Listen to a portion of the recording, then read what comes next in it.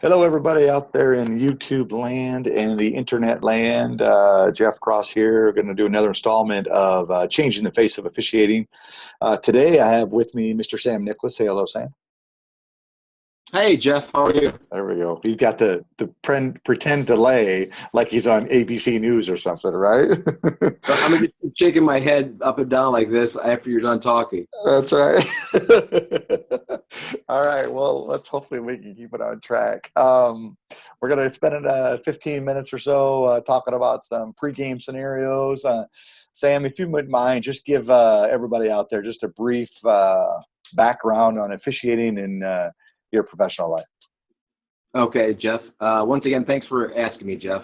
I started officiating baseball when I was 15 years old, basketball when I got out of high school. So, at 51 years of age, going on 52, I've been doing it a long time, and was very fortunate to have you as a partner for a long time, and officiated NCAA Division One baseball, all the divisions up to Division One, and in basketball, high school, and just some small college JUCO basketball. Yeah, and for those of you who don't know, that Sam and I are like, I don't know, we go back to the mid 1800s, I think, together. You're right. Uh, Right after the Renaissance, we started That's working. right. Yeah, it was back when it was way back when it wasn't they opened up the Bible and it was just the Testament. It was that long ago. When we So told people we were partners, it didn't necessarily mean that we were trying to get insurance together. that's right. That's exactly right. Yeah. So, but we go back a long way. We're still very good friends. And Sam lives in. He's originally from the Illinois area, and then spent some time down in Peoria, Illinois, and now he's over in Indianapolis. Correct, Sammy? That's right. All Yeah, right. working in Indianapolis, living in Carmel, Indiana. All right, awesome. Okay, well, we're going to get started on pregame because we want to we try and keep this around 10 or 15 minutes. We'll probably go long because we'll get to laughing and we won't tell any stories or we won't get Yeah, the good I info. do have a video of us doing this 15, 20 years ago. Do you still have that? I still have it. I was ahead of my time back then, wasn't I? Right. I believe that was when the spider came down and I grabbed it and went like that. That's right. Yeah, And then you so went back to reading the newspaper. that's right. Uh, All right, let's go back. Come on, come on, come on, come on. All right, here we go. Okay, so let's get started with pregame. Let's start, if you don't mind, let's start with your bag. How do you go with your bag, whether it be baseball or basketball? How do you go from there? well, let's face it, the bag is the most important part of any kind of pregame, and that starts, a couple of days ahead of time.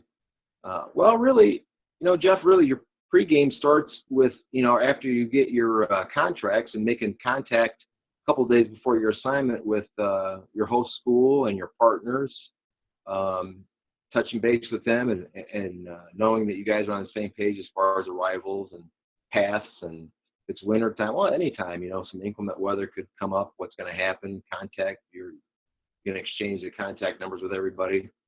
And then you get into your bag. Now, one of the things I did all the time was I always took care of my own bag. I always took my clothes home myself. I cleaned them myself. I pressed them myself if they need to be pressed, and I put them, back in the bag, myself. So I knew that they were all in there. Although I'm sure when I did forget something, I did probably blame my poor wife. Um, that way I didn't have anybody to blame, but I knew myself that it was going to be there. So that's where it starts. Those two steps, I think, are probably your first two steps. Yeah, and just as you tell, we're going to go on. I'm sure we're going to have lots of stories, but I remember the story when I got the brand new Chevy S10 Blazer, and typically you always drove when we were umpiring baseball, and umpiring Right. baseball. For those of you that don't know out there, it's more than just one small little roller bag. It's face mask. It's great big. Sam had a trunk the size of his. I mean, like literally a luggage trunk, with the Right. size of his trunk. There was no room for my stuff in the trunk. I had to put that in the back seat, and we had shower curtains, Right. hangers in the back seat hanging. We'd have all our clothes hanging there. So that was what we did when we left for a game. We would go from I'd get my stuff, I'd throw in my bag, here comes Sam, and away we go. Well, I had the S10, and I said, let me drive. And, of course, And I was excited to let you drive. yeah, you're excited. This is good. Yeah, great stuff. I'm like, I think this is going to be good. So Sam throws all his stuff in there into the S10, and we go to, miles away. I don't know, hour away. I forget it was Gibson City or System Park or wherever it was. I think it was System Park. Yeah, and What's System Park? Because there's another great story behind that too. well, System Park, and we we go to get dressed, and I think I got the plate, and I'm getting dressed and putting all my gear on and stuff, because that was just kind of how we did it. But it was my turn, and then you go to get your pants out, and you grab a pair of gray pants off the hanger, and you would literally go like, "Oh, this is back when you were a little bigger then, and you weren't that much bigger, but you were bigger," and you went like this. So typically, if your pants would go out to here, you went like that. And you said, S-O-B. I said, oh, what's the matter, Sammy? You go, look. You said, I can't fit my left leg in these things. I know. I look like the skin around a bratwurst on a grill, right? Oh, yeah, you were ready to pop anytime now. So. I'm doing the game in shorts. Yeah. Oh, you did do the game in shorts. That's right. And he was unhappy with me, and I was out there having a great time. So, oh, I'm so sorry. But so yeah, that's one of the reasons that we're in control of our own bag, right? Whether that is in baseball or basketball, we got to make sure that first of all, we allow enough time for those kind of scenarios to happen, and we need to take control of our own bag. We don't put our wives in control of it. We don't put our partners. If it's a mistake, it's our own mistake, because, we always talk about, I got to pass the sight test. Well, you don't pass the sight test if you walk on the baseball field with, a pair of khaki shorts on and black tennis shoes out there umpiring the bases. So it was good stuff. So, anyway, all right. So we got the bag packed. Is there anything special you put in your bag? Some things that you must have? I have a kind of a good luck thing. I had an indicator that Billy Spriggs gave me a long time ago that I never used, but it was just kind of something he had used when he umpired and gave it to me. So it just kind of is something like that. And I've always had a couple other baseballs from games that I had done, always kind of sitting there, just something to touch before you go out there. And I mean, that's about it. All the other stuff, was up to date, as it were. Up to date. I got it. So did you bring, like, in baseball, I know you brought multiple pair of pants and multiple shirts and things like that, but, just one pair of shoes. You didn't bring any extra pair of plate shoes or anything, did you? No, it had the one plate shoes that had, you had base shoes, but you always had, I had some black tennis shoes that were always in there from basketball. My old basketball shoes were always just kind of sitting in there just in case, string or something like that. Right. Always kept extra shoestrings in there. Yeah, good. Yeah, 4 or 5 pair of socks, obviously. It's kind of the only extra stuff were, you always had 2 pair of plate pants. You always had 2 pair of base pants. And, you had long sleeve shirts. You had short sleeve shirts. You had, depending on the conference that you were working with, wanted you to wear a patch for them. You had it on your shirt. So it was, baseball is not quite the luxury that basketball had in that respect. But, sure. Hats were the one thing that you had to keep track of. A lot of hats, didn't we? Oh my gosh. Each conference had its own hat. Yeah. Each level had its own hat. I can remember you would tell me, like, okay, this is what I do. I turn my base hat into my plate hat, and then I get rid of my plate hat, and then I rotate them in and out. And you looked at me and go, why don't you just get a new hat? They're like $8, dude. Get a new hat. That was too much thinking. Yeah, right. Yeah, that's why I ended up going to the bucket.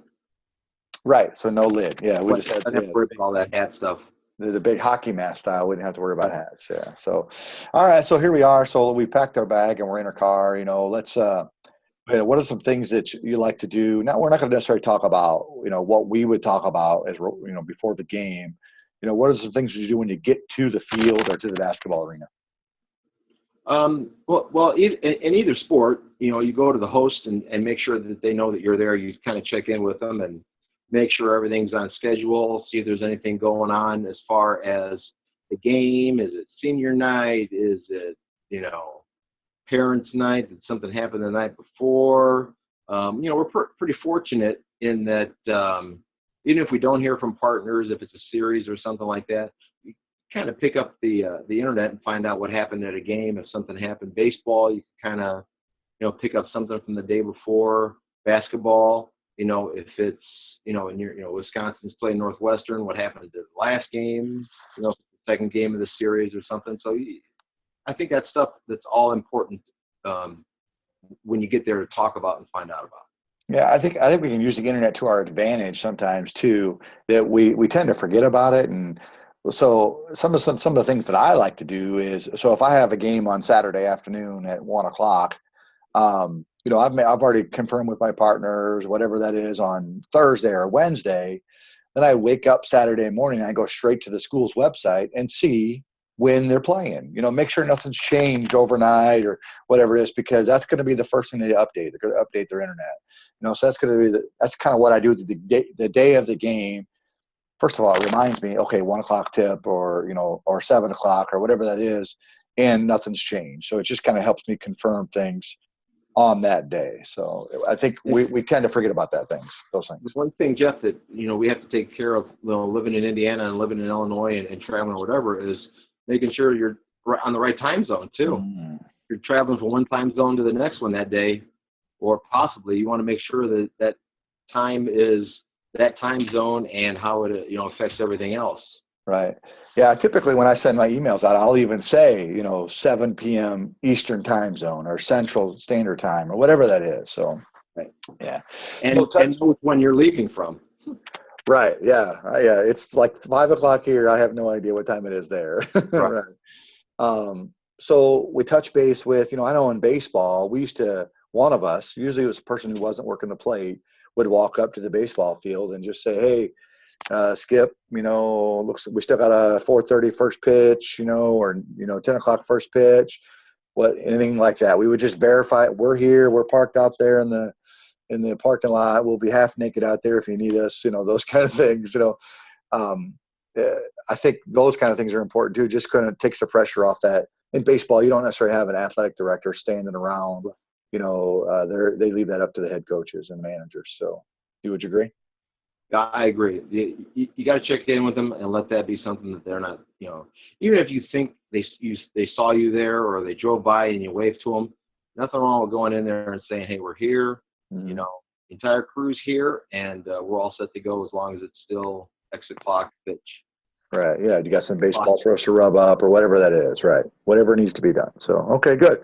So, all right. So, in baseball or basketball, so you get onto the field, what are some things that you like to just familiarize yourself with before the game gets started? Well, one of the things that you and I both did, if only one guy went up there to go check, is just kind of walking around the field and taking a look around and seeing if anything catches your eye. I think that's the same way in baseball and basketball. Is when you get, as you're walking out there, be cognizant of your surroundings. You don't have to go out there and measure the rim in basketball. That's their responsibility. But you can take a look and see, where's the media going to be. Basketball, where's my go-to guy when I've got replay. In Mm-hmm. baseball, where's my ball boy? Where's the ball coming from?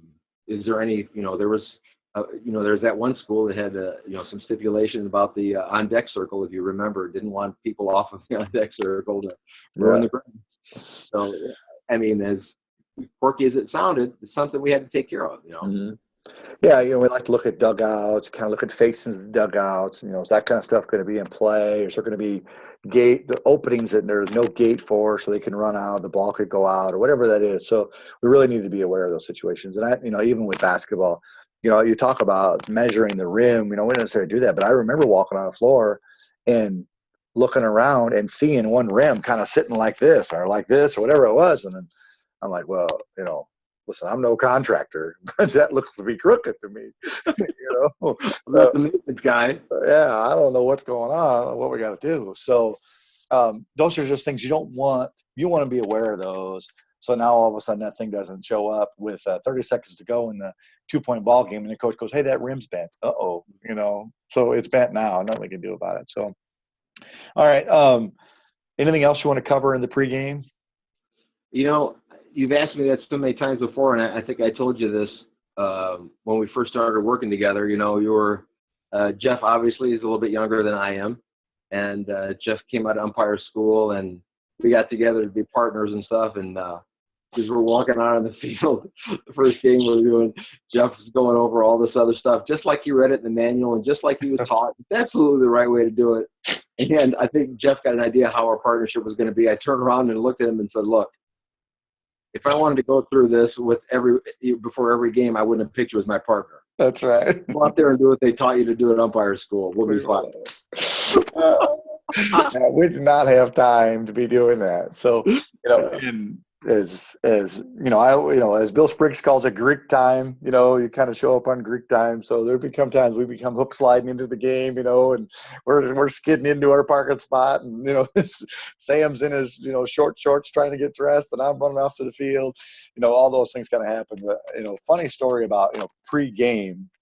We spent a lot of time behind the windshield and going to fields and stadiums. Was one time I said to you, we were heading up St. Francis or wherever we were heading to, and I said, "Hey," I said, "Hey, do you mind if we take a different way?" And you said, "Yes, I do mind."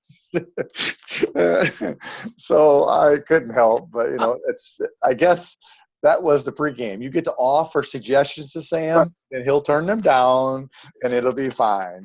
So I just, the other part of that story, the rest of the story, as Paul Harvey would have said, was we ended up using that route all the time. I just didn't want it sprung on me and not knowing where we were going. Right. It was a different route. Yeah, because when you're behind the wheel, you've got your GPS set, so that's all there is. Right. I don't want to turn right at the red barn instead of the white barn. Just to see where it's going to go. That's right. And another humorous story, because back when we were umpiring together, I was working on the midnight shift, so I would work from 11 o'clock till 7 o'clock in the morning, right? And then hey, we got to go somewhere. We got to leave at 11 in the morning to get to some baseball field at 1 in the afternoon or whatever it was. So you would typically drive, and I would fall asleep. Well, one time, of course, I fell asleep. Put my contacts in this case up on the dash, and away we go. And you'd pull over at the gas station, maybe 20 minutes prior to where we were supposed to be. And, you're like, "I'm going to go to the bathroom, so I'm going to put my contacts in." And, of course. Gone forever, and gone and gone. Another guy came in and out of there, and obviously you weren't laying dead on the floor. So I'm like, "Golly, is he sick? What's going on?" This never nerves this guy. Yeah. And your eyes are just watering. Well, I went to take my contacts out, and evidently the contact solution does boil, in case you were wondering.